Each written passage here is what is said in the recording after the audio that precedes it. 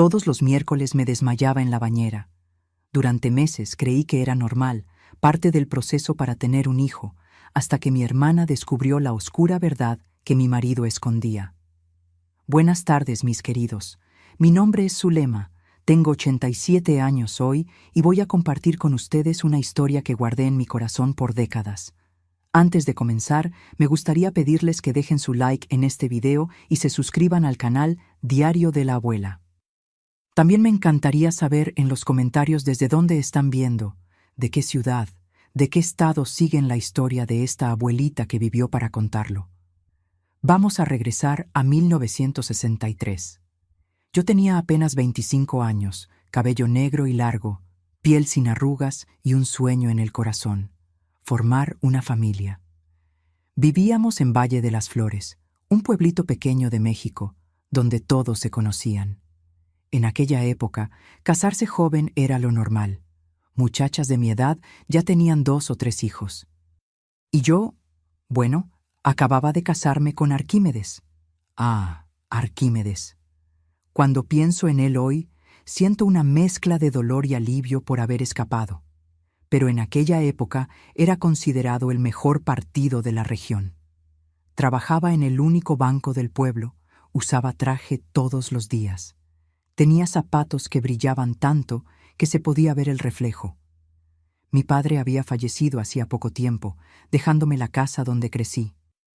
Una casita simple de adobe, con un patio lleno de guayabos y una terraza donde me sentaba todas las tardes para ver el atardecer. En los primeros meses de casados, todo parecía un sueño.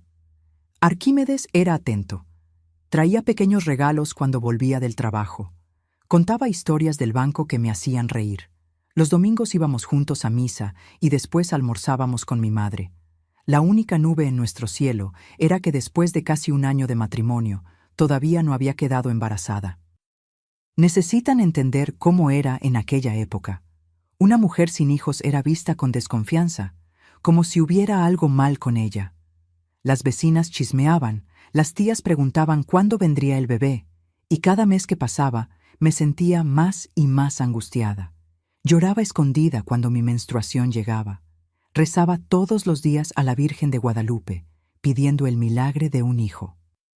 Arquímedes decía que no le importaba, que tendríamos tiempo, pero yo veía cómo miraba a los hijos de los amigos con cierta envidia en los ojos. Fue cuando comenzó a aparecer la otra cara de él, aquella que solo descubrí mucho tiempo después. Un miércoles de abril, volvió más temprano del banco, trayendo un paquetito de papel marrón. «Mira lo que conseguí, mi reina», dijo con los ojos brillando. Dentro del paquete había hierbas secas de un verde oscuro con un olor fuerte que recordaba a hierba mojada. Mi colega Jeremías me las dio. Su esposa tomó este té por 3 meses y quedó embarazada luego. Es de una curandera de Chiapas. Mi corazón se aceleró de esperanza. ¿Pueden imaginarlo? Cuando queremos mucho algo, nos aferramos a cualquier posibilidad, por pequeña que sea. ¿Cómo se prepara?, pregunté, ya pensando en tomarlo ese mismo día. Tiene que ser los miércoles, explicó Arquímedes, muy serio. Es el día de San Gerardo, protector de las embarazadas, y hay que seguir un ritual. Yo preparo el té para ti. Te lo tomas entero de una vez y enseguida vas a un baño caliente en la bañera. El calor del agua activa los principios de las hierbas. Nuestra casa tenía aquella bañera antigua de pies en forma de garras de león. Era pesada, de hierro fundido, pintada de blanco por fuera. Había pertenecido a mi abuela, después a mi madre y ahora era mía. Raramente la usaba. Prefería la regadera por practicidad, pero si ese era el ritual necesario para tener mi hijo, lo haría sin cuestionar.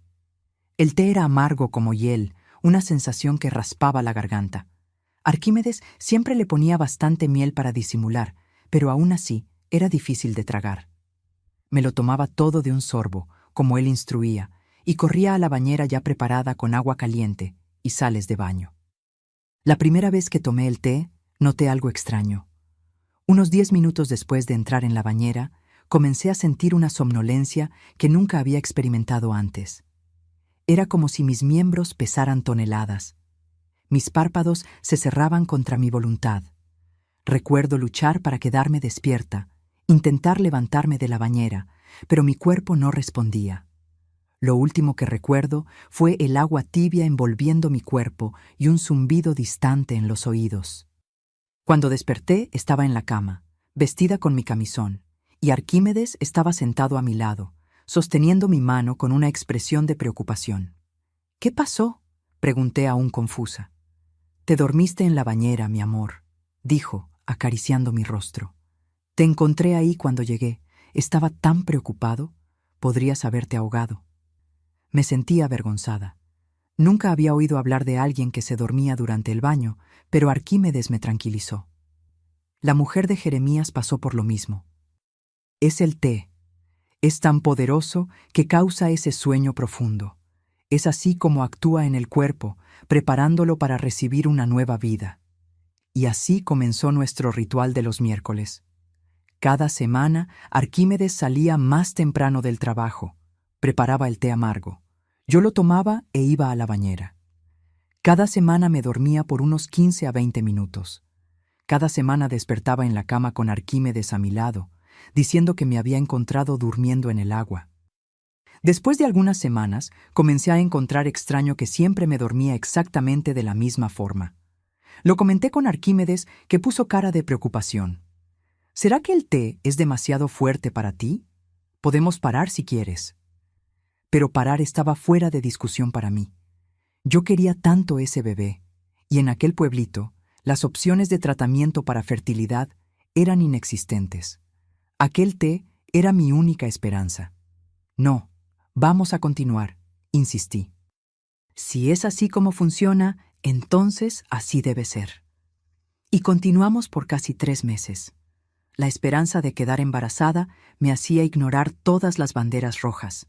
El sabor demasiado amargo del té, la somnolencia inmediata, el hecho de siempre despertar en la cama, nunca en la bañera.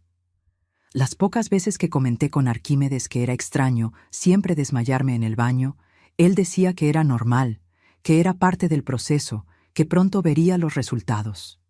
Fue cuando mi hermana menor, Teodolina, vino a visitarnos. Teo, como yo la llamaba, tenía 20 años y una personalidad muy diferente a la mía. Donde yo era confiada y crédula, ella era desconfiada y observadora. Desde el primer día de mi matrimonio nunca le gustó Arquímedes. «Tiene ojos de zorro», decía ella, «de esos que entran al gallinero sigilosamente». Yo siempre defendía a mi marido. Decía que Teo estaba celosa porque me había casado, que ella vería cómo Arquímedes era un buen hombre. Cuando llegó para pasar una semana con nosotros, me empeñé en mostrar lo felices que éramos, lo atento que era él, lo perfecta que era nuestra vida. Cuando llegó el miércoles, le conté sobre nuestro ritual del té para la fertilidad. Esperaba que se impresionara con la dedicación de Arquímedes, con lo mucho que él quería un hijo tanto como yo. En vez de eso, frunció el ceño y preguntó: «¿Por qué solo los miércoles? ¿Y por qué siempre te duermes en la bañera? Eso no parece normal, Zulema». «Es el día de San Gerardo», expliqué, repitiendo lo que Arquímedes siempre decía. «Y el sueño es por las hierbas, son muy fuertes». Teo no parecía convencida, pero no insistió.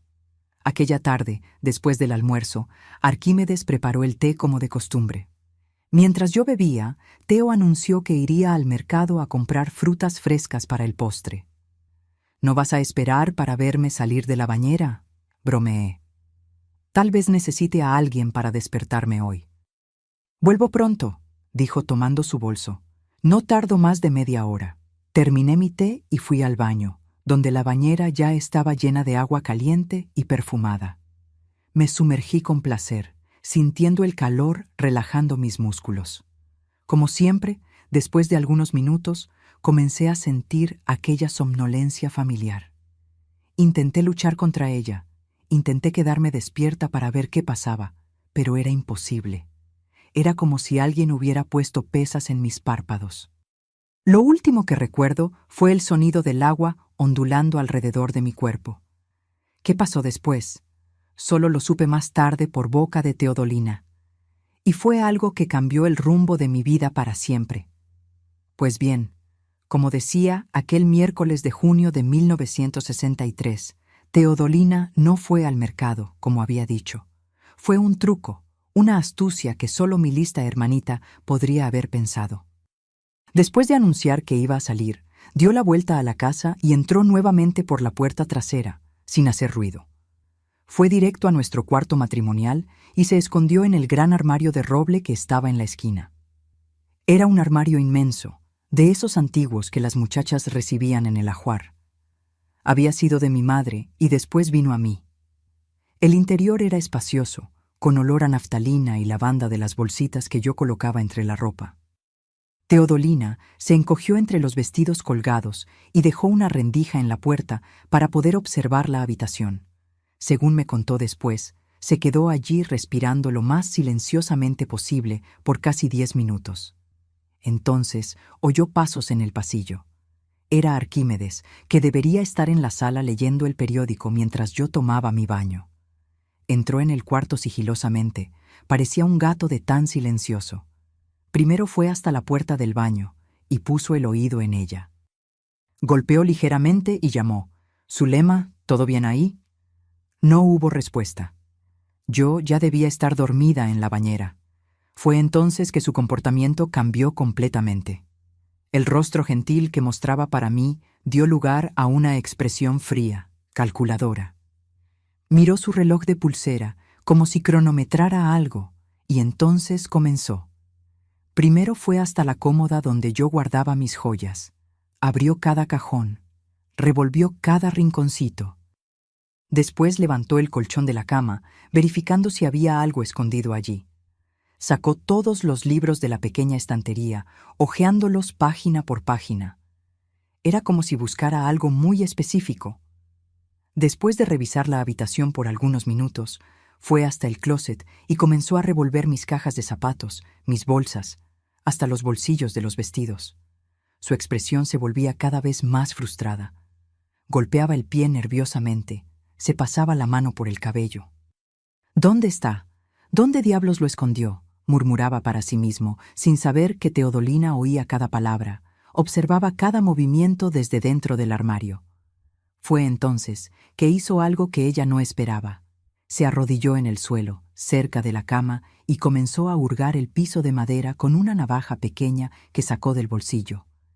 Encontró una tabla que parecía más suelta que las otras y con la punta de la navaja comenzó a levantarla. Era un escondite, un pequeño espacio vacío entre el piso y los cimientos de la casa. Mientras tanto, yo continuaba dormida en la bañera, completamente inconsciente de lo que sucedía en el cuarto de al lado. Ya hacía unos 15 minutos que había entrado al baño. El agua probablemente ya comenzaba a enfriarse. Mi piel debía estar arrugada como una pasa, y allí estaba mi marido, hurgando en los escondites de la casa mientras yo estaba indefensa. Teodolina contó que él se puso furioso al ver que no había nada debajo de aquella tabla. Soltó una palabrota, golpeó el suelo. «Necesito buscar en otro lugar», dijo hablando solo. «Tal vez en el cuarto de huéspedes». Fue cuando miró el reloj nuevamente y pareció recordar algo. «Maldición, ya pasó demasiado tiempo. Necesito sacarla de la bañera antes de que despierte». Se levantó, se arregló la ropa arrugada, respiró hondo varias veces, como si se estuviera preparando para entrar en un escenario. Ensayó una expresión de preocupación en el rostro y entonces salió del cuarto en dirección al baño. Teodolina esperó algunos segundos y salió sigilosamente del armario. Su corazón debía estar acelerado, las manos temblando. Fue hasta la mesa de noche de Arquímedes y vio algo que no había notado antes. Un pequeño frasco de vidrio oscuro, sin etiqueta. Lo abrió y sintió el olor. Instantáneamente lo reconoció. Era tintura de valeriana mezclada con belladona. Nuestra abuela, Asira, era conocida en la región como curandera y nos había enseñado sobre hierbas desde pequeñas. Valeriana era usada para calmar los nervios, para el insomnio, belladona en dosis mínimas para dolores, pero juntas, en mayor cantidad, causaban un sueño profundo, casi un desmayo. No tenía nada que ver con fertilidad, era un somnífero potente. Teodolina Escondió el frasco en el bolsillo del vestido y corrió hacia el baño por la puerta del pasillo, llegando allí casi al mismo tiempo que Arquímedes entraba por la puerta del cuarto. Fingió que acababa de llegar del mercado sin aliento, sin bolsas. ¿Zule se durmió en la bañera de nuevo?, preguntó, intentando parecer casual. Arquímedes se quedó visiblemente sorprendido al verla allí. Por un instante, su máscara de preocupación vaciló y Teodolina vio lo que yo nunca había visto: rabia, frustración, tal vez hasta odio en los ojos del hombre con quien me había casado. Sí, como siempre, respondió, recuperando la compostura. Voy a sacarla ahora. Es peligroso quedarse tanto tiempo en el agua. Él me sacó de la bañera, me envolvió en una toalla grande y me llevó a la cama como si fuera un marido dedicado, preocupado por la salud de la esposa. Teodolina fingió ayudar, trayendo mi camisón, fingiendo no saber nada. Poco a poco comencé a despertar, confusa, como siempre quedaba. ¿Qué pasó?, pregunté con la voz arrastrada. Te dormiste en la bañera de nuevo, mi amor, dijo Arquímedes, acariciando mi rostro. Suerte que llegué a tiempo. Miré a Teodolina, que estaba parada a los pies de la cama con una expresión extraña que no conseguí descifrar en ese momento. Pensé que había ido al mercado. Fui, pero volví rápido. Olvidé la lista en casa, improvisó ella. Arquímedes anunció que iría a la farmacia a buscar un tónico para mí. Dijo que yo parecía pálida. Tan pronto como salió, Teodolina cerró la puerta del cuarto y se sentó a mi lado en la cama. Su rostro estaba tan blanco que parecía que ella, no yo, había sufrido un desmayo. Zulema, necesitamos hablar, dijo con la voz temblando. Hay algo muy malo sucediendo en esta casa. Ella sacó del bolsillo el frasco que había encontrado y me lo mostró. ¿Sabes qué es esto? Es lo que él pone en tu té. No son hierbas para fertilidad, es un somnífero fuerte con belladona. Al principio no pude creerlo. Arquímedes, mi marido, drogándome a propósito. Era demasiado absurdo. Debes estar equivocada, Teo. ¿Por qué haría él eso? Fue cuando ella me contó todo lo que había visto desde el armario. Cómo él había buscado metódicamente algo, cómo parecía desesperado por encontrar. Cómo revolvió cajones, hurgó en el piso, maldijo de frustración. Está buscando algo, Zulema, algo importante que él cree que escondiste. Fue como un rayo que iluminó la noche oscura. De repente, todo tuvo sentido. La insistencia en el té solo los miércoles. El hecho de que siempre me dormía en la bañera, de siempre despertar ya en la cama, nunca por mi cuenta en el baño. Los documentos de la casa, murmuré, sintiendo un escalofrío recorrer mi espina dorsal. Debe estar buscando los documentos de propiedad que papá me dejó. Mi padre me había dejado la casa cuando falleció, con la condición de que jamás fuera vendida fuera de la familia. Era una casa simple, pero el terreno era grande y quedaba en una zona que estaba comenzando a valorizarse. Un empresario de Ciudad de México quería construir una fábrica de textiles en los alrededores y estaba comprando todas las propiedades que podía. Los documentos originales los guardaba en una caja de galletas vieja, escondida en el fondo falso del cajón de calcetines. Arquímedes ya debía haber revisado allí, porque el cajón nunca quedaba como yo lo dejaba. Pero en la semana anterior, preocupada con la seguridad de los papeles, los había llevado a la notaría para hacer copias autenticadas y todavía no los había traído de vuelta. ¿Pero por qué buscaría eso?, preguntó Teodolina. La casa es tuya, no de él. Fue cuando recordé los comentarios del gerente del banco, don Juvenal, algunas semanas antes, en la misa del domingo. Él me había preguntado si Arquímedes ya había resuelto aquella situación delicada. Cuando pregunté de qué se trataba, don Juvenal se mostró avergonzado. Dijo que creía que yo sabía. Las apuestas en el juego, los préstamos no pagados, pero no te preocupes. Estoy seguro de que arreglará todo a tiempo. Confronté a Arquímedes, que negó todo. Dijo que don Juvenal lo estaba confundiendo con otro empleado, que él nunca había hecho apuestas, nunca había necesitado préstamos, y yo, tonta que era, le creí. Al final, él era mi marido, mi compañero, el hombre que quería tener un hijo conmigo. ¿Por qué dudaría? Ahora todo tenía sentido. Él necesitaba dinero para pagar deudas de juego que yo ni sabía que existían. Y la casa, el terreno que mi padre me dejó, era la solución. Solo necesitaba encontrar los documentos, hacer un poder falso, tal vez falsificar mi firma, y el dinero de la venta resolvería sus problemas. Dios mío, Theo, dije, sintiendo el estómago revolverse con la revelación. Me ha estado engañando todo este tiempo. Nunca se trató de tener un bebé. Teodolina me abrazó fuerte, dejando que llorara en su hombro. ¿Qué vamos a hacer?, preguntó ella. En aquel momento, tomé una decisión que cambiaría el curso de mi vida para siempre. Una decisión que la joven Zulema, ingenua y confiada, nunca habría tenido el valor de tomar. Pero después de descubrir que el hombre que amaba, con quien compartía la cama y la vida, era capaz de drogarme semanas seguidas sin ningún remordimiento, algo cambió dentro de mí. «Nos vamos», respondí, secando las lágrimas. «Hoy mismo, antes de que vuelva de la farmacia». «¿A dónde?», preguntó Teodolina, ya levantándose, lista para actuar. «A la capital. Voy a usar el dinero que ahorré de la venta de mis costuras. No es mucho, pero alcanza para comenzar de nuevo. ¿Vienes conmigo?». «Claro que voy», respondió mi hermana, apretando mi mano. «No te dejaré sola ahora». Fue así, mis queridos, como tuve que abrir los ojos a la cruel realidad de mi matrimonio. Fue así como descubrí que no toda sonrisa amable esconde un corazón bueno. Fue así como aprendí que a veces necesitamos dormir para finalmente despertar. Aquella misma tarde de miércoles, mientras Arquímedes estaba en la farmacia, Teodolina y yo actuamos rápidamente. Teníamos poco tiempo, tal vez 1 hora como máximo. Las manos me temblaban tanto que apenas conseguía doblar la ropa para poner en la maleta. No podía llevar mucho, solo lo esencial.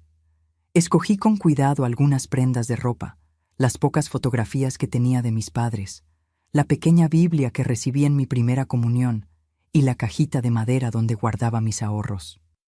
No era mucho, unos 300 pesos que había juntado vendiendo bordados y costuras. Dinero que Arquímedes ni sabía que yo tenía. Mientras arreglaba la maleta, vi el vestido azul marino que había usado el día de mi boda, colgado en el armario. Por un instante, vacilé. Recordé el día en que caminé hasta el altar de la pequeña iglesia de Valle de las Flores, con aquel velo de encaje que había pertenecido a mi madre y las flores de azahar en el cabello. Cómo estaba feliz y esperanzada. Cómo creí en las promesas hechas ante el Padre y Dios. Prometo ser fiel, amar y respetar en la alegría y en la tristeza, en la salud y en la enfermedad. Palabras vacías, promesas rotas como porcelana fina caída al suelo. Dejé el vestido donde estaba. Aquella Zulema inocente y soñadora quedaría atrás junto con los sueños de un matrimonio feliz y los hijos que nunca vinieron. «¿Qué le vas a escribir?», preguntó Teodolina mientras cerraba su pequeña valija. Esa era la parte más difícil. ¿Qué decir al hombre que había pasado meses engañándome, drogándome, buscando una manera de robarme la única cosa de valor que poseía? Tomé papel y pluma y me senté en el pequeño escritorio del cuarto. Mi primera idea fue escribir una carta furiosa, denunciando todo lo que sabía, exponiendo su traición, sus mentiras. Pero entonces pensé mejor. Arquímedes no merecía saber que había descubierto su plan. Merecía continuar buscando desesperado los documentos que nunca encontraría. Fue cuando tuve una idea, una pequeña venganza, tal vez infantil, pero que me daría alguna satisfacción. Escribí solo una línea en un pedazo de papel. «Busca debajo de la tercera tabla del cuarto de huéspedes. Ahí está lo que tanto querías». Después de escribir la nota, fui hasta el cuarto de huéspedes que raramente usábamos. Con la ayuda de un cuchillo de cocina, levanté la tercera tabla del piso cerca de la ventana. En el pequeño espacio vacío debajo de ella, coloqué 2 objetos, una carta sellada y la alianza de oro de mi madre. La carta era más larga. En ella expliqué que sabía todo, del té con belladona, de las búsquedas mientras yo estaba desmayada, de las deudas de juego. Conté que los documentos de la casa estaban seguros con don Crescencio, el notario del pueblo, con instrucciones específicas para nunca entregarlos a Arquímedes, incluso si él apareciera con un poder mío. Escribí que me iba y que no intentara encontrarme. Si intentas seguirme o perjudicarme de alguna forma, concluí, me aseguraré de contar a todo el pueblo cómo drogabas a tu propia esposa. Imagino cómo esto afectaría tu reputación en el banco. En cuanto a la alianza de mi madre, era una joya simple de oro amarillo con un pequeño diamante incrustado. Papá la había guardado para mí como un recuerdo de ella. Era la única pieza de valor real que poseía además de la casa. Por un momento dudé. Aquella alianza era un recuerdo precioso de mi madre, pero algo me decía que necesitaría ese pequeño tesoro para recomenzar mi vida. Coloqué la tabla de vuelta en su lugar, asegurándome de que estuviera ligeramente desalineada, lo suficiente para despertar la curiosidad de Arquímedes cuando encontrara mi nota. Ya estaba anocheciendo cuando terminamos de arreglar todo. El reloj de la sala marcaba casi las 6. Arquímedes debía estar volviendo en cualquier momento. La farmacia no estaba lejos. Ya había tardado más de lo normal. Tal vez había pasado por la cantina, tomado una dosis de valor líquido para continuar sus búsquedas cuando volviera a casa. ¿Vamos por la estación de tren?, preguntó Teodolina, ya sosteniendo su valija. Negué con la cabeza. No, él buscaría ahí primero. Vamos a tomar el autobús en la central. Salimos por la parte trasera de la casa sin mirar atrás. Cargábamos apenas una maleta cada una, toda una vida reducida a algunas pertenencias que cabían entre las manos. El aire de la noche estaba fresco, con olor a dama de noche y tierra mojada. Caminamos rápido por las calles adoquinadas, evitando las áreas más concurridas. No quería tener que dar explicaciones a ningún conocido curioso. En pueblo pequeño, las noticias vuelan más rápido que colibríes. La central de autobuses de Valle de las Flores era apenas una construcción simple, con 2 plataformas de embarque. El próximo transporte para la capital salía en 40 minutos. Compramos 2 pasajes con el dinero que había guardado y nos sentamos en un rincón apartado de la sala de espera, ansiosas, mirando hacia la puerta cada minuto, temiendo que Arquímedes apareciera en cualquier momento. Aquellos fueron los 40 minutos más largos de mi vida. Mi corazón latía tan fuerte que parecía querer salir por la boca. Sostenía el asa de la maleta con tanta fuerza que los nudillos estaban blancos. Cada vez que la puerta de la central se abría, yo contenía la respiración. Finalmente llegó la hora del embarque. Cuando subimos al autobús y nos acomodamos en los asientos de cuero agrietado, sentí un alivio tan grande que casi me desmoroné en lágrimas. Por la ventana vi Valle de las Flores comenzar a quedarse atrás. La plaza central con su kiosco, la iglesia donde me casé, las casas de fachadas coloridas. Aquel pueblito que conocía como la palma de mi mano, donde nací, crecí y me casé, ahora se volvía apenas un paisaje que disminuía en el horizonte. No tenía idea de lo que haría cuando llegáramos a la capital. No conocía a nadie allí, no tenía empleo garantizado, ni siquiera sabía dónde pasaríamos la primera noche, pero tenía a Teodolina a mi lado, mi hermana menor, que arriesgó todo para salvarme. Y tenía la determinación de una mujer que despertó de un largo sueño para descubrir que la realidad, por más dura que fuera, era preferible a la dulce mentira en que vivía. El autobús traqueteaba en la carretera de tierra, levantando polvo rojo que brillaba en el último rayo de sol del día. Cerré los ojos y, por primera vez en meses, dormí profundamente, sin la ayuda de ninguna hierba traicionera en el té. Llegamos a la capital. Ya pasaba la medianoche. La central de autobuses estaba casi vacía, con solo algunos pasajeros somnolientos, esperando conexiones y taxistas buscando los últimos viajes del día. Las luces fluorescentes parecían duras después de tantas horas en la penumbra del autobús. La ciudad grande me asustaba. Nunca había visto tantos edificios, tantas luces, tanto movimiento incluso a esa hora de la noche. ¿Y ahora? preguntó Teodolina, sosteniendo su valija con las dos manos, mirando alrededor como una niña perdida.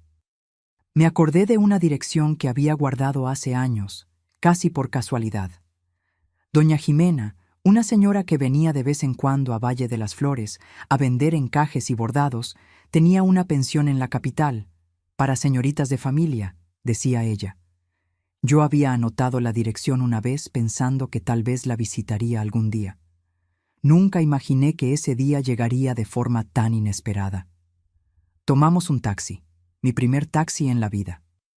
El conductor, un señor de bigotes grises, miró con desconfianza a dos mujeres jóvenes llegando solas a esa hora, pero no hizo preguntas. Le mostré la dirección anotada en un papelito ya amarillento por el tiempo. La pensión de doña Jimena quedaba en una calle estrecha, arbolada, lejos del centro. Era una casa grande, antigua, con un porche de columnas y un jardín bien cuidado al frente. Incluso a esa hora tardía había una luz encendida en la ventana del frente. Tocamos el timbre con vacilación. ¿Y si ella no se acordaba de mí? ¿Y si no había habitaciones disponibles? La puerta se abrió, revelando a doña Jimena en una bata floreada, con el cabello gris en tubos cubiertos por un gorro de seda. Sus ojos se agrandaron al verme. «Zulema, niña, ¿qué haces aquí a esta hora y con maletas?» Expliqué de la forma más simple posible que mi matrimonio había terminado, que necesitaba recomenzar, que no tenía a dónde ir. No entré en detalles sobre Arquímedes o el té con belladona. Algunas historias son demasiado pesadas para compartir a medianoche en el umbral de una puerta. Doña Jimena no hizo más preguntas, abrió la puerta completamente y nos invitó a entrar. «Tengo una habitación vacía en el fondo», dijo.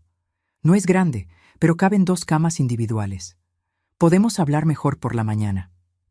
Aquella noche, acostada en una cama extraña, escuchando la respiración de Teodolina en la oscuridad, pensé en lo que Arquímedes estaría haciendo en ese momento. ¿Habría vuelto a casa y encontrado mi nota? ¿Estaría arrancando la tercera tabla del cuarto de huéspedes, leyendo mi carta, encontrado la alianza de mamá? ¿Estaría furioso o tal vez incluso preocupado por mí? Ya no importaba. Aquel capítulo de mi vida estaba cerrado. ¿Qué vendría después? No tenía idea. Sabía apenas que, por primera vez en mucho tiempo, las decisiones sobre mi futuro estaban exclusivamente en mis manos. Era aterrador y, al mismo tiempo, liberador. Al día siguiente, cuando el sol entró por la ventana del pequeño cuarto, trayendo un nuevo día y nuevas posibilidades, supe que había tomado la decisión correcta. Sentí como si hubiera despertado de un largo sueño, no solo del sueño inducido por el té de Arquímedes, sino de un adormecimiento más profundo, el de la mujer que había olvidado su propio valor. Doña Jimena nos sirvió desayuno en la acogedora cocina de la pensión. Pan casero, mermelada de naranja, café fuerte. Mientras comíamos conté un poco más de mi historia, no todo. Algunas heridas aún estaban demasiado recientes para ser expuestas, pero lo suficiente para que ella entendiera nuestra situación. «Necesito trabajo», dije finalmente, poniendo la taza en la mesa. «Cualquier cosa honesta». Doña Jimena sonrió, revelando la falta de un diente al frente, lo que de alguna manera hacía su sonrisa aún más genuina. «¿Sabes cocinar, niña?» «Sé hacer los dulces que mi madre me enseñó. Cocada, flan, pastel de elote, capirotada». La gente en Valle de las Flores siempre los elogiaba. «Pues bien», dijo ella, levantándose para retirar la vajilla de la mesa. «Tengo una amiga que está necesitando ayuda en su repostería. No paga mucho, pero es un comienzo. Y ustedes pueden quedarse aquí en la pensión por ahora, en el cuarto del fondo. Después arreglamos el alquiler». Y fue así, mis queridos, como comencé mi nueva vida. De esposa drogada por un marido tramposo, me convertí en ayudante de repostera en la capital. Las manos que antes bordaban ajuares para el bebé que nunca vino, ahora amasaban masas de bizcocho y batían claras a punto de nieve para merengues. Los primeros meses fueron difíciles. Despertaba en medio de la noche, desorientada, sin reconocer dónde estaba. Tenía pesadillas con Arquímedes encontrándome, arrastrándome de vuelta a Valle de las Flores. Lloraba escondida en el baño de la repostería, cuando la nostalgia de mi casa, de mis padres, de la vida que conocía, apretaba el corazón. Pero poco a poco, día a día, taza de azúcar por taza de azúcar, fui construyendo una nueva Zulema, una mujer que no necesitaba un hombre para definir quién era. Una mujer que había sobrevivido a la traición y salido más fuerte. Una mujer que hacía los mejores flanes de la ciudad.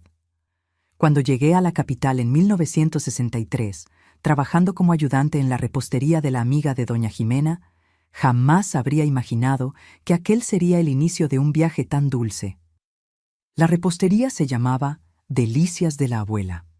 Irónicamente, la dueña, doña Cándida, no tenía nietos, pero creía que el nombre daba un aire acogedor al lugar. Era una tienda pequeña, apretada entre una barbería y una tienda de telas, con solo 4 mesitas redondas de mármol y sillas de hierro. Pero lo que faltaba en espacio sobraba en aroma y sabor.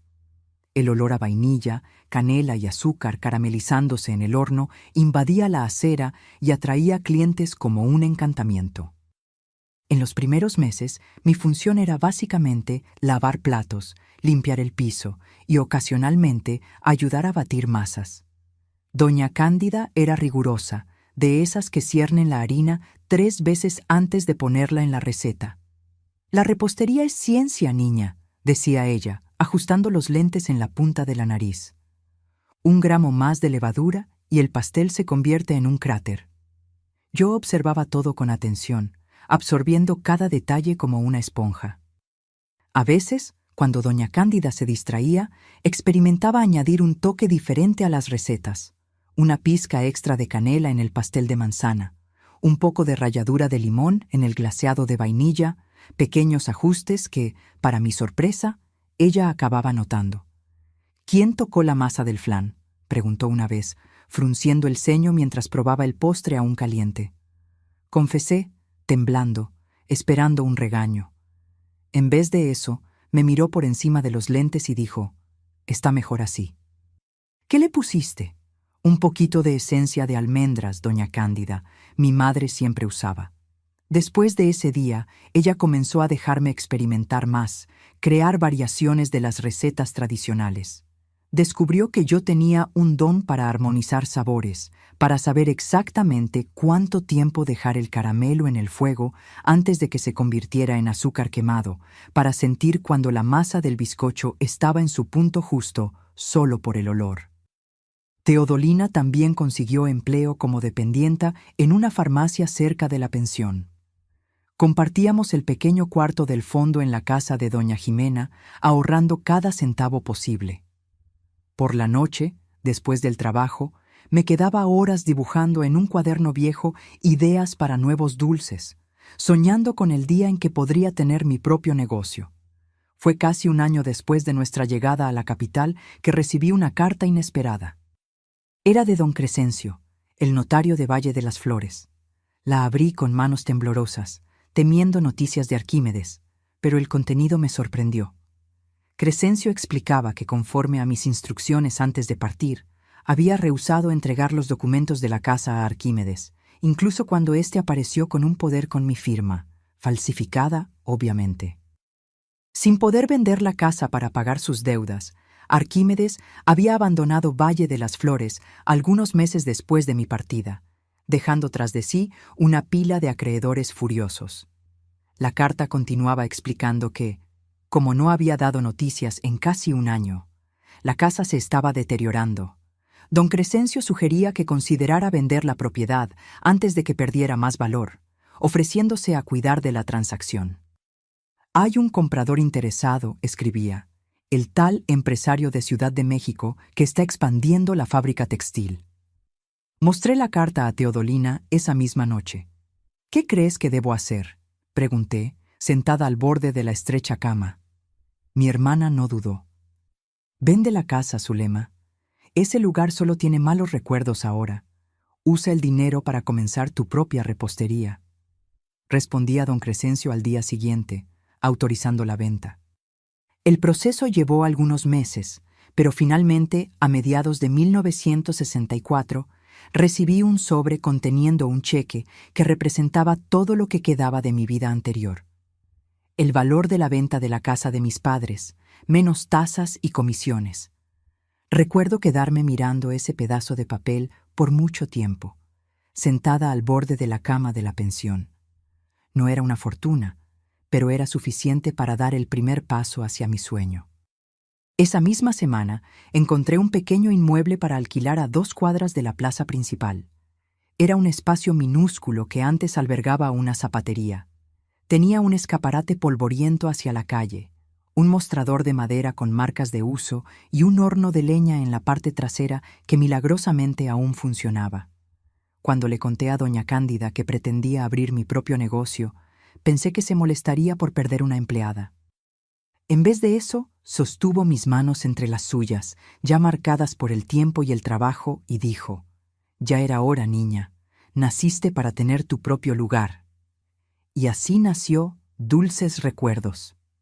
El nombre surgió de una conversación con Teodolina cuando comenté que cada receta me traía una memoria diferente. La cocada me recordaba domingos en casa de la abuela. El pastel de elote traía de vuelta las tardes de lluvia en el porche con mamá. El flan era el postre favorito de papá. «Son dulces hechos de buenos recuerdos», dijo Teodolina. Y así el nombre surgió naturalmente como el aroma de vainilla que se esparce por la cocina.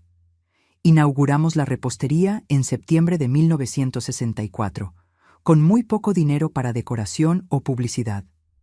La única extravagancia que me permití fue un letrero pintado a mano en la fachada con letras azules cursivas: Dulces Recuerdos, repostería artesanal. Debajo del nombre, una pequeña ilustración de una alianza dorada, la misma que había dejado para que Arquímedes encontrara bajo la tabla del cuarto de huéspedes, y que ahora, recuperada gracias a don Crescencio, se había convertido en el símbolo de mi nuevo comienzo. Los primeros meses fueron de apretar el cinturón. Pasábamos días sin un solo cliente, además de los vecinos curiosos que entraban para echar un vistazo y salían comprando un dulce por educación. Hubo momentos en que pensé que había cometido un terrible error, que debería haber guardado el dinero de la venta de la casa para una emergencia. Fue cuando tuve la idea de crear algo diferente, algo que nadie más en la ciudad ofreciera, dulces que contaran historias. Comencé a crear miniaturas de escenarios con azúcar, pequeñas esculturas de pasta de azúcar que representaban escenas cotidianas o de la naturaleza. Un jardín de flores de azúcar adornando un pastel de cumpleaños, una casita de jengibre con detalles minuciosos para Navidad, un pequeño lago de gelatina azul con cisnes de merengue flotando. La gente comenzó a entrar en la repostería solo para ver las creaciones en la vitrina. Pronto vinieron los pedidos para ocasiones especiales. «Quiero un pastel que cuente la historia de nuestro noviazgo», pidió una joven novia. «¿Puede hacer dulcecitos en forma de caballitos para la fiesta de mi hijo?», preguntó una madre. Cada pedido era un desafío que aceptaba con entusiasmo. Pasaba noches en vela experimentando nuevas técnicas, mezclando colores en la pasta de azúcar, probando estructuras que se mantuvieran firmes sin perder la delicadeza. Muchas veces, Teodolina me encontraba dormida sobre la mesa de la cocina, con los dedos aún manchados de colorante alimenticio. Un día, recibí un pedido que cambiaría el rumbo de mi pequeño negocio. La esposa del alcalde entró en la repostería buscando algo especial para el cumpleaños número 50 de su marido. «Quiero sorprenderlo», dijo, «algo que nadie jamás haya visto antes». Pasé una semana trabajando en aquel pastel. Recreé en azúcar y chocolate la plaza central de la ciudad, con el kiosco, los bancos, los árboles, incluso las palomas, todo en miniatura con detalles impresionantes. En el centro de la plaza, una pequeña figura del alcalde sentado en un banco leyendo el periódico. El éxito fue inmediato. Fotos del pastel aparecieron en el periódico local. Personas que nunca habían oído hablar de Dulces Recuerdos comenzaron a aparecer. Pronto necesité contratar ayuda. Primero una chica para atender el mostrador, después una auxiliar de cocina y, finalmente, una repostera para ayudarme con los pedidos que no paraban de llegar. En 1968, 4 años después de la inauguración, Dulces Recuerdos ya no cabía en aquel espacio minúsculo.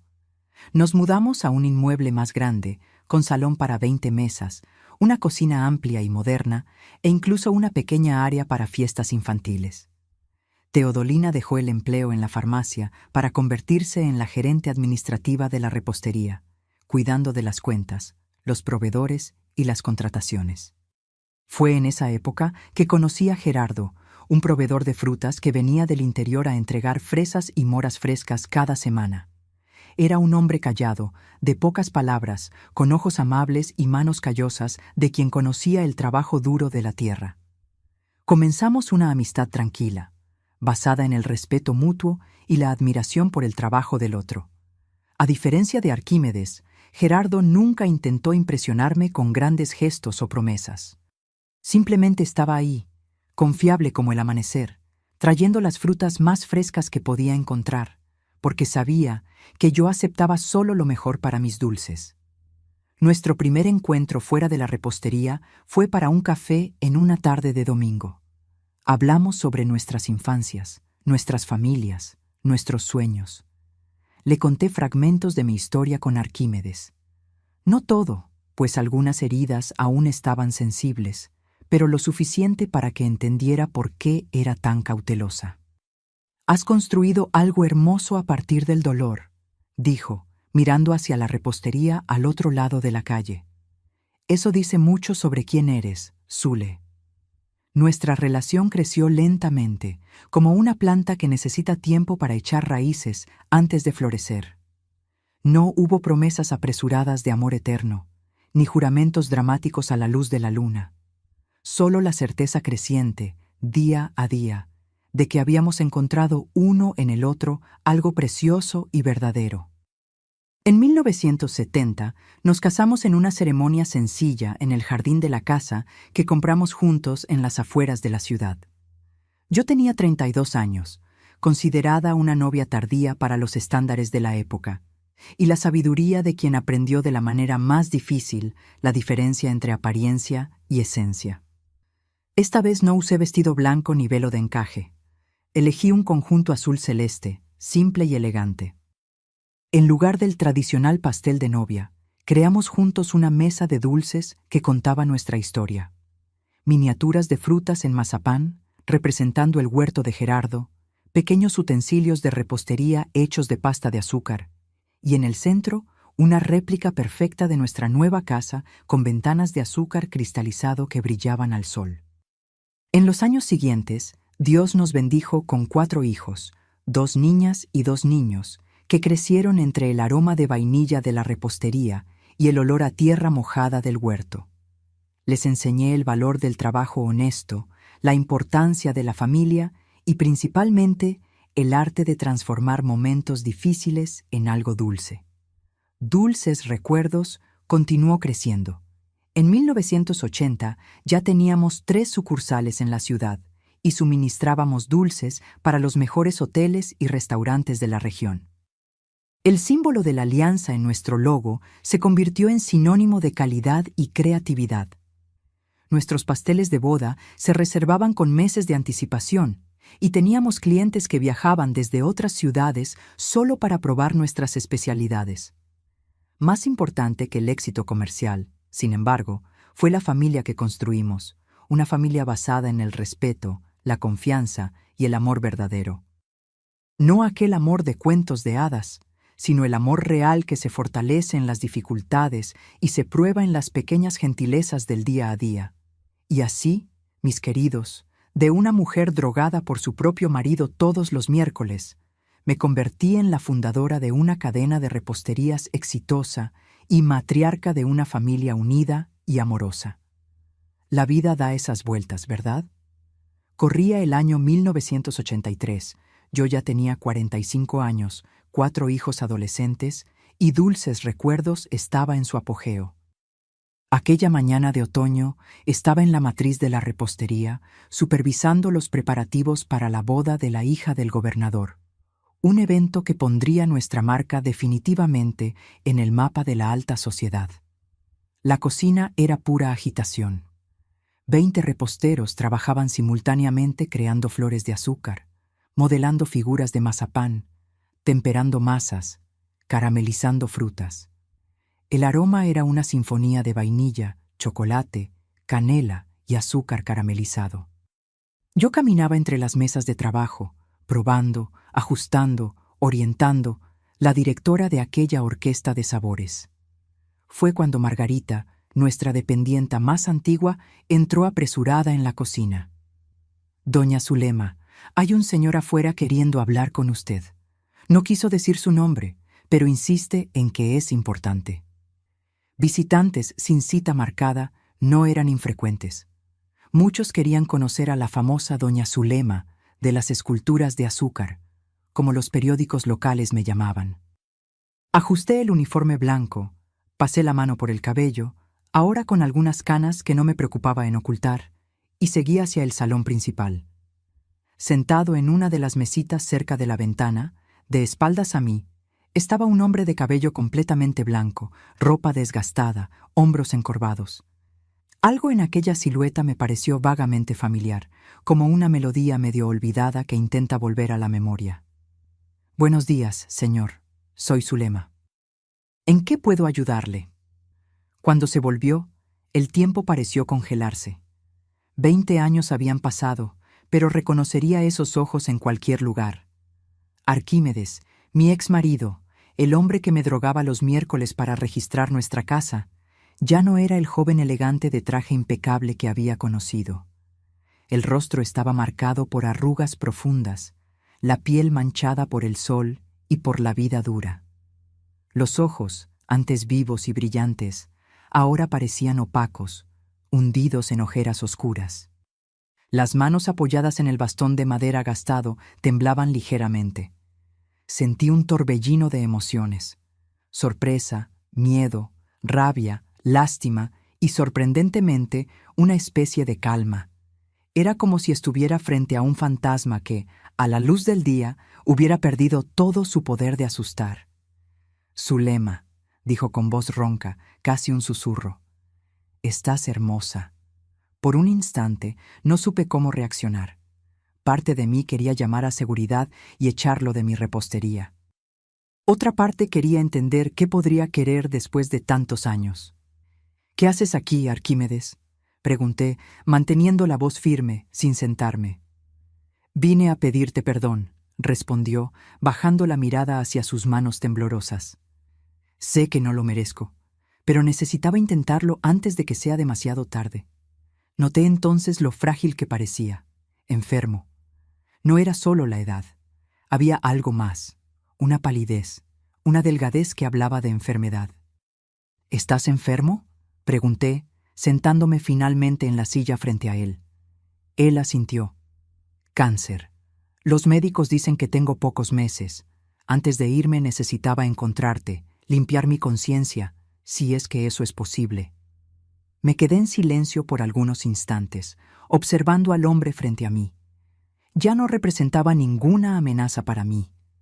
Era solo un viejo enfermo, cargando el peso de sus elecciones pasadas. «¿Cómo me encontraste?», pregunté finalmente. No fue difícil. «Tu nombre está en los periódicos. La reina de los dulces, te llaman».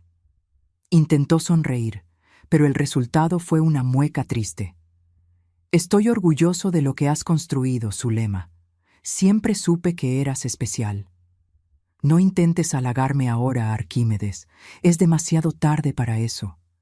Él asintió, aceptando mi dureza como justo castigo. «Tienes razón. No tengo derecho a decir eso. No tengo derecho ni a estar aquí, pero necesitaba que supieras. Nunca me perdoné por lo que hice». Cada día de estos 20 años fue un recordatorio de mi error, de mi cobardía, de mi codicia. Pedí a Margarita que nos trajera café. Mientras esperábamos, Arquímedes me contó lo que había sucedido después de que huí con Teodolina, cómo encontró mi nota y corrió al cuarto de huéspedes, arrancando la tabla del piso con tal violencia que se desgarró las uñas hasta sangrar. Cómo leyó mi carta, encontró la alianza de mi madre y se dio cuenta de que había perdido todo. No solo la oportunidad de pagar sus deudas, sino algo mucho más valioso, el amor de una buena mujer. Sus acreedores lo acorralaron, perdió su empleo en el banco. Tuvo que huir de Valle de las Flores en medio de la noche, dejando atrás incluso su ropa cara y zapatos brillantes. En los años siguientes, vivió de trabajos eventuales, durmió en albergues, conoció el fondo del pozo que había cavado con sus propias manos. Intenté buscarte varias veces, confesó, no para traerte de vuelta o perjudicarte, solo para pedir perdón, pero nunca tuve suficiente valor. El café llegó, servido en nuestras tazas de porcelana fina, con el logotipo de la Alianza Dorada. Vi los ojos de Arquímedes demorarse en el símbolo, reconociéndolo. La alianza de tu madre, murmuró. La transformaste en algo hermoso, lo siento.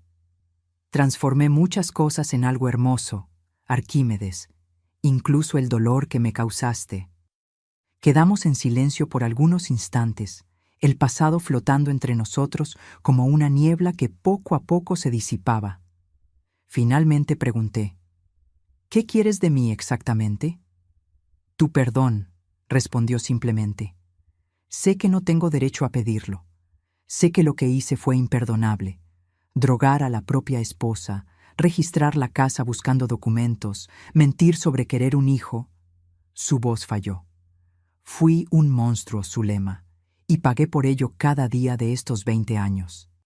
Pero antes de partir, necesitaba mirarte a los ojos y decir, lo siento mucho. Lo miré por largo tiempo. Al hombre que un día amé, que un día me traicionó de la forma más cruel. El hombre que inadvertidamente me empujó hacia una vida que jamás habría imaginado para mí misma. ¿Sabes que tengo una familia ahora? 4 hijos, un marido maravilloso, una cadena de reposterías exitosa. Él asintió, una sonrisa triste en los labios. Lo sé. Leí sobre ti en los periódicos. Vi fotos de tu familia. Tus hijos son hermosos. Soy feliz, Arquímedes, más feliz de lo que jamás soñé ser cuando era tu esposa. Me alegro por ti, de verdad, dijo, y percibí que era sincero. En aquel momento, algo extraño sucedió dentro de mí. La rabia que había guardado por tantos años, aquella rabia que ya no ardía como antes, pero aún estaba ahí, como brasa bajo las cenizas, comenzó a disiparse. No porque él mereciera mi perdón, sino porque yo merecía la paz que viene de soltar una carga pesada. Te perdono, Arquímedes, dije finalmente, no por tu bien, sino por el mío. Llevé este rencor demasiado tiempo.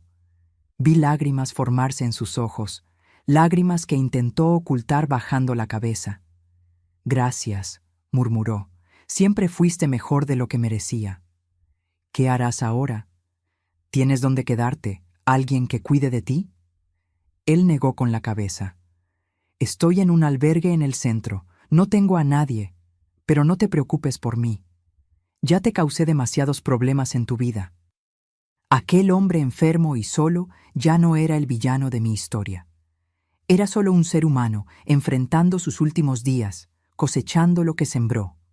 Espera aquí, dije, levantándome. Fui a mi oficina y tomé mi chequera. Volví al salón y escribí un cheque con una cantidad suficiente para que pudiera alquilar una habitación decente y pagar por cuidados médicos básicos durante algunos meses. No puedo aceptar, dijo cuando vio el monto. No es un regalo, Arquímedes. Considéralo un último ajuste de cuentas. Buscabas tanto dinero en aquella época, ahora te estoy dando un poco. Irónico, ¿no? Tomó el cheque con manos temblorosas, doblándolo cuidadosamente antes de guardarlo en el bolsillo gastado del saco. Hay algo más que quiero mostrarte, dije levantándome. Ven conmigo. Lo llevé a la cocina, donde el pastel de boda de la hija del gobernador estaba casi listo. Era una obra de arte en azúcar. 5 pisos de masa delicada cubiertos con fondant blanco, decorados con cientos de flores de azúcar en tonos rosa y perla. En la cima, 2 cisnes de azúcar con cuellos entrelazados, formando un corazón. ¿Tú hiciste esto?, preguntó maravillado. Con estas manos, respondí, mostrando las palmas callosas por el trabajo. Las mismas manos que un día sostuviste en el altar, las manos que imaginaste que solo servirían para cuidar de tu casa y de los hijos que nunca tuvimos. Arquímedes contempló el pastel en silencio, su rostro una mezcla de admiración y arrepentimiento. «Es la cosa más hermosa que he visto», dijo finalmente. «La vida es así», respondí. «A veces necesitamos pasar por momentos amargos para crear algo dulce». Él asintió comprendiendo. «Necesito irme», dijo.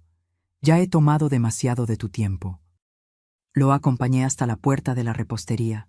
En la acera nos detuvimos para despedirnos. «Adiós, Zulema, y gracias, no solo por el cheque, sino por permitirme hacer las paces con mi pasado». «Adiós, Arquímedes, espero que encuentres paz». Él vaciló como si quisiera decir algo más, pero solo asintió y se alejó, el bastón golpeando rítmicamente el suelo. Observé su silueta alejándose, los hombros encorvados, el andar lento. El hombre que un día tanto temí, ahora reducido a una sombra de lo que fue. Supe 6 meses después, a través de un pequeño obituario en el periódico, que Arquímedes había fallecido. El anuncio decía apenas que partió en paz y que no dejaba parientes. Hice una oración silenciosa por su alma, agradeciendo a Dios por haberme liberado del ciclo de rencor y resentimiento. Este encuentro, mis queridos, fue uno de los momentos más importantes de mi vida. No porque necesitara el perdón de Arquímedes, yo ya había seguido adelante mucho antes, sino porque me permitió cerrar un ciclo, liberarme de las últimas ataduras que aún me unían al pasado. Los años pasaron, mis hijos crecieron, se graduaron, se casaron, vinieron los nietos, 9 en total, cada uno más dulce que el otro. Gerardo y yo envejecimos juntos lado a lado, compartiendo la alegría de ver nuestro duro trabajo y nuestro amor florecer en una familia unida y próspera. En 1990, a los 52 años, pasé la administración diaria de la cadena Dulces Recuerdos a mi hija mayor, Juana, que heredó mi talento para la repostería y mi instinto para los negocios. Continué creando nuevas recetas y supervisando los pasteles más importantes, pero con menos presión, más tiempo para disfrutar de los nietos y la compañía de mi Gerardo. Hoy, a los 87 años, miro hacia atrás y veo una vida que no fue perfecta, pero fue auténtica y plena. Una vida que me enseñó que podemos transformar cualquier experiencia, incluso las más amargas, en algo dulce y nutritivo para el alma. Aprendí que perdonar no significa olvidar o minimizar el mal que nos hicieron. Significa liberarnos de las cadenas del resentimiento que nos atan al pasado y nos impiden vivir plenamente el presente. Aprendí que nuestra fuerza no viene de la ausencia de problemas, sino de la capacidad de transformarlos en escalones para nuestro crecimiento.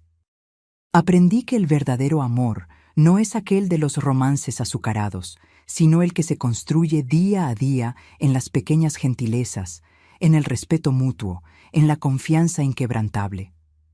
Aprendí que a veces necesitamos desmayarnos para finalmente despertar a la vida. Sea un desmayo literal, como los que sufrí en aquella bañera antigua, o un despertar metafórico a nuestra propia fuerza y valor. Y ahora, mis queridos, llego al final de esta historia. Si la han seguido desde el principio, espero que hayan encontrado no solo entretenimiento, sino también inspiración y, quién sabe, un poco de fuerza para enfrentar sus propios desafíos. Todos los miércoles me desmayaba en el baño, pero cada caída me hizo más fuerte. Cada traición me enseñó a confiar en mi propio valor. Cada obstáculo se transformó en oportunidad. Y es eso lo que deseo para cada uno de ustedes, que transformen sus dolores en fuerza, sus desafíos en logros, sus momentos amargos en algo dulce y nutritivo para el alma. Gracias por acompañarme en este viaje de memorias. Si este video tocó su corazón, no olviden dejar su like, compartirlo con quien necesita escuchar este mensaje y suscribirse al canal Diario de la Abuela. En los comentarios, cuéntenme qué lección de esta historia se llevan para su vida. Con mucho cariño.